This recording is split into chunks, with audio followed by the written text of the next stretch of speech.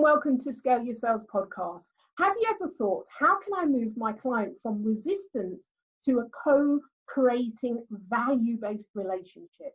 Well, my next guest is Bev Hancock. Bev is a conversational catalyst who believes in leading through conversation. She facilitates the vital conversations for the new world of work that results in high trust, relationships, and collaboration. With 20-year plus experience in leadership and lifelong learning, she firmly believes that her greatest power, or our greatest power, lies in the conversation we have every day, the everyday conversations. Now, she brings the science and magic of conversation to transform lives, teams, and businesses. So welcome to Scale Your Sales podcast, Bev. Thank you very much. Lovely to be here. So tell us more about what you do for your clients. Well, I think I've been in leadership for a long time, and a few years ago, I came to realize that leadership has got very heavy. We're sending our leaders on executive courses to universities and giving them all kinds of strategy, etc., etc. And we're not focusing on the thing that leaders probably do most of every day. And that's talking to people, whether it's talking to their customers, whether it's talking to their stakeholders, whether it's talking to their teams. And I started getting intrigued in terms of how this actually becomes a strategic driver of success in business. And I was very fortunate to study with Judith Glaser, who is probably, or was, she recently passed on, the world expert in conversational intelligence. And when I saw that it was possible through the quality of our conversations to transform our culture, to transform our client relationships, to transform the experience that we are creating for our customers out there, I was absolutely blown away, because I think it's what we as leaders have been waiting for such a long time. So give me an example of a conversation that you've managed to transform, and what was the result of that? Well, it's very interesting. It was actually a conversation that one of my executive coaching clients actually had when I was working through this process with him. So he took over a region where there was a really toxic culture. It was a fear-based culture. There was a lot of resistance in the system. And by going through these conversational tools and techniques with him, he was actually able to see a shift in the within the process of the conversation, of moving people to being more open, being more willing to listen, starting to feel more comfortable. And it got to a point where he actually said within the first 2 minutes of the conversation, he could see exactly what strategy he needed to put in place in order to move it forward. After a period of 6 weeks, there was such a definitive difference in the culture that head office wanted to know what they were doing differently. Wow, that's really impactful. So how does this work in sales? So I think sales is a place that has changed dramatically over the last few years. You know, I've been around for a long time. I've seen a lot of sales methodologies come and go and, you know, try it this way, try it that way. But I think that maybe it's not even sales have changed, customers have changed. They are looking for something completely different. They are looking for an experience and a relationship, not a transaction. I think the companies who now are going for good to great are the companies who are focusing in on loyalty and retention, because it's just so much easier to keep your client base when they're part of your family. And these conversations, because they are happening on an ongoing basis, used properly, can transform that sales conversation. When you have a relationship with a client, eventually it's no longer a sales call.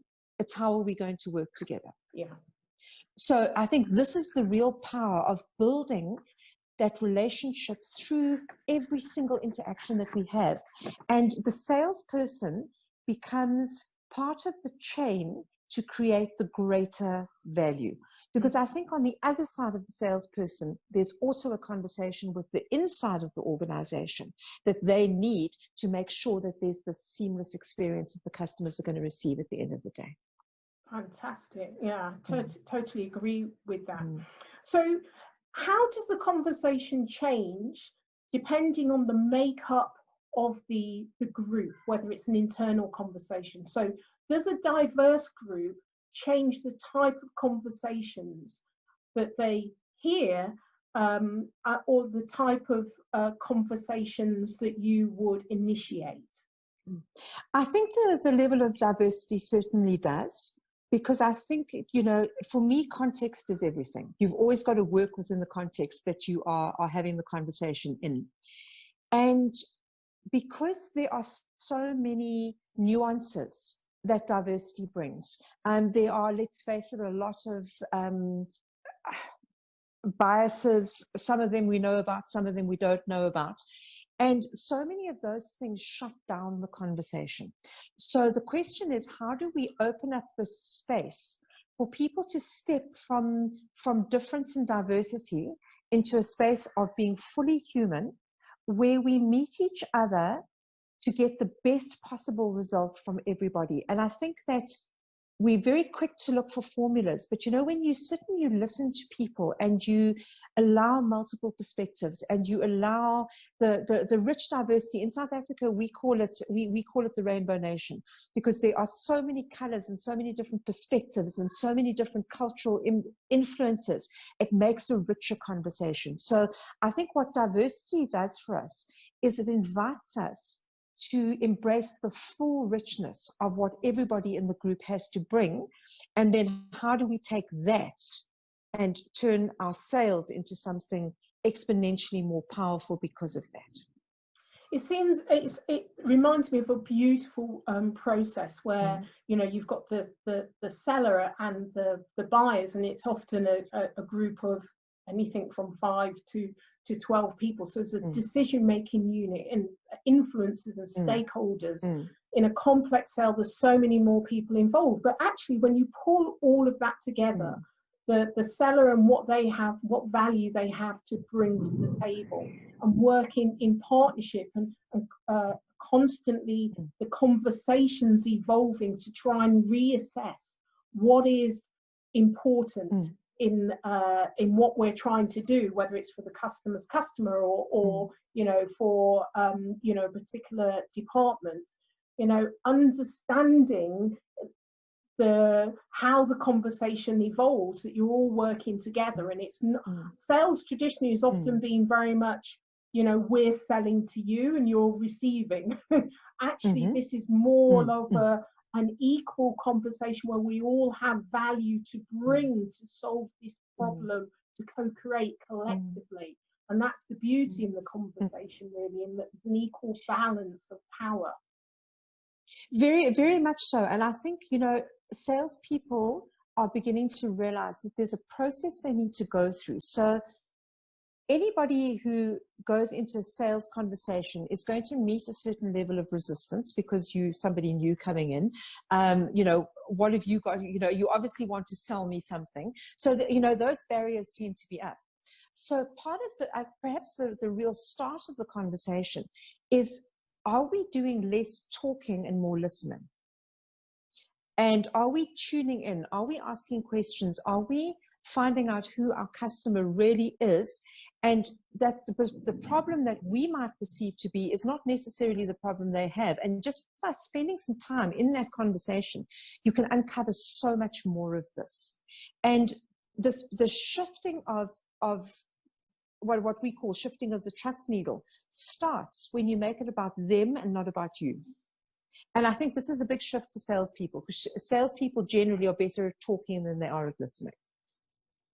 It's what they've been trained to do. Yeah. Well, all of that has to change now, really. They have to be better at listening. There's so many more kind of subtle skills, social skills, that give you a lot of information if you're able to interpret them. And that's really, I suppose, taking yourself out of being the most important person in the room, which is leadership, really, isn't it? To being the least important person in the room, and having that very much that kind of mindset that you're there to serve. Absolutely. And I think that makes all the difference in the world. And, you know, you mentioned the science and magic. So what I love about the science is that I've actually watched how you can literally re-engineer and rewire the brain in the way that you have the conversation. You can actually create a different chemical makeup. So if you've got a group who is probably dealing with change, feeling anxiety, maybe feeling a little bit threatened, you've got to understand that you're dealing with stress hormones and stress chemicals in the brain. How do you, through conversations, calm those down and actually make people feel more receptive? Because the minute they do, the brain opens up. And when I realized that this was as much a biological process, it became less about woo-woo soft skills, and it became more about really, this just makes so much sense that you can actually change the chemistry of a conversation by the way that you choose to have it. So your mother was right when she said, it's not what you say, it's how you say it. And how that can actually make such a monumental shift in how you start moving this process from resistance to collaboration. Because when people are resistant, doesn't matter what you put in place, they will not collaborate unless they feel that they are cared for, there's a level of trust, and they feel safe. So how, I think all of us has probably been in that situation where you can feel the resistance. So you said about, through the conversation, you kind of bring that down. Can you give us an example of what you would do? All right. So maybe to start with an example of what you shouldn't do. All right. So normally, if you think about it, when you get pushed, what's your normal reaction? Your normal reaction is to push back. All right. Because generally when there's resistance, the listener is either doesn't like you, although that's not generally the problem. There's normally a feeling like you're coming and asking me to change what I know. All right. And that's taking me into a scary space. I'm comfortable where I am now. And how do I move that? So what we tend to do is that we tend to use one of two processes. Either we say to them, let me tell you, because I know, trust me, I'm the expert. All right. Number one, that's one of the first worst thing that you can do.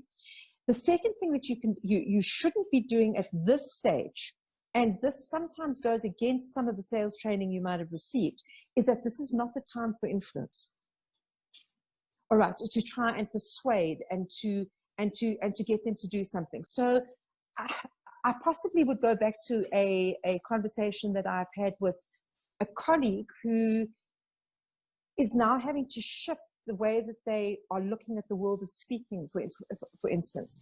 And they were very convinced that they were right and this is how we were doing it. So all I did was I tuned in and I listened and I asked questions and I allowed them to shift just through, as you know, in coaching, the power comes through the question. The question opened up his own thinking. And eventually the response was, well, yes, maybe if I shifted like this, or maybe if I shifted like that. Yeah. And straight away, you can see the resistance starting to diminish. Yeah. So it's the counterintuitive natural response. Your natural response is to push. The best thing you can do is actually hold back and provide space. That would be the first strategy that you would use to overcome resistance, and know that it doesn't normally only happen in one conversation. It might take 2 or 3. That's interesting, to hold back and give them space. Yeah, because yes. Also sometimes people don't think at the same speed, do they? So sometimes that is actually it's coming too much at me, and just giving space allows people to work things out in their own minds. Really, the more pressure you put on by pushing, the more resistance you're going to get. But that space just allows everything to happen, doesn't it? So I love that. It does. I'm going to use that one. Good. And in the sales environment, perhaps a great example is when you're going in and you are not the entrenched provider, and you're having to go in and say, pick me. There is going to be a resistance because they have a relationship with the existing provider, and unless they're extremely unhappy with the existing provider, they have no reason to change. All right. So to tune in and allow that natural resistance to something new, to get them excited about it, to start drawing them in, and that you've achieved it when they start telling you what you could do for them. Yeah. Yeah. They see you as part of their story. Very much so, yes. Yeah. Wonderful. Okay, so what's one tried and tested strategy that you would offer listeners? I would say the most powerful thing I have ever done in sales is find the one thing that we have in common. Because before you go to any serious techniques or skills in conversation, people want to know that you're connected. So the first thing I do when I go into a sales conversation is that I look for the common ground, because straight away that creates connection, and connection is the heart of trust. So whether I will look at the pictures on your wall, or I will find out that you like football, and believe me, I can speak football with the best of them. I will look for whether or not you're a dad, a mom, whether or not we have a common problem. I will find something that gives us a point of common ground. And from that, I start creating a trust connection. That's probably one of the first and foremost strategies to really open up a conversation to take you to a whole new place. And I think, leveraging what you said, the other thing is don't rush it as well. In our personal life, sometimes it takes, maybe years to actually really build up a relationship with people. And it's funny, when we go into the sales environment, it has to happen now, because I've got a quota that I need to meet. Exactly. I think the longer you take to nurture the relationship, the stronger the relationship is. It does, very much so. Yeah. Don't underestimate the power of caring and connection. People will listen so much deeper, and they will connect with you on a completely different level if they think that you care about them, which means that you don't only speak to a client when you want something from them. Yeah, excellent. So who is your hero or shero? Okay, so I've got a couple of ones, but I think the one in the last year who I really was very, very privileged to work with, our previous public protector, a magnificent lady by the name of Tuli Modensela, is for me the absolute epitome of grace and trust under fire. In probably the most difficult communication environment, where she took on what was a very toxic government environment, her beauty and her grace and her thought processes and her attention to detail and her caring came through so strongly. And I actually did an exercise in the room one day where I held up a picture of Hillary Clinton and Tuli Modensela. Now, this was in the run-up to the election where Clinton and Trump were both up for president. And I held up the two pictures and I said, give me your instinctive response in terms of trust, from 1 to 5, 1 being low, 5 being high. Tuli Modensela came just with 5s completely across the board. Hillary Clinton's were variable, and that showed up in the stats when she was running, is that some people trusted her, some people didn't, and I know it's a very complex situation. But I think one of the reasons why she's my hero is that she made such a difference in the work that she did, but she did it with such incredible grace and maturity. Wonderful, wonderful woman. Lovely to have met her as well. Yeah. Excellent. Well, how can everyone get hold of you, Bev? As I'm sure they will. Well, I'm very glad to tell you that my website is actually live today, which was excellent timing. Look, LinkedIn is probably my first go-to business portal. So if you just Bev Hancock on LinkedIn, you can't miss me. But if you want to contact me through my website, it's bevhancock.com. And other than that, just Google me and you'll find me. But LinkedIn and my website would probably be the two best places. Brilliant. Well, thank you for having such a beautiful conversation, Bev. That's only a pleasure.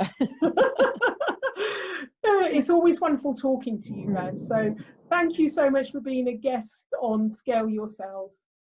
It's only a pleasure. Thanks for having me. All right.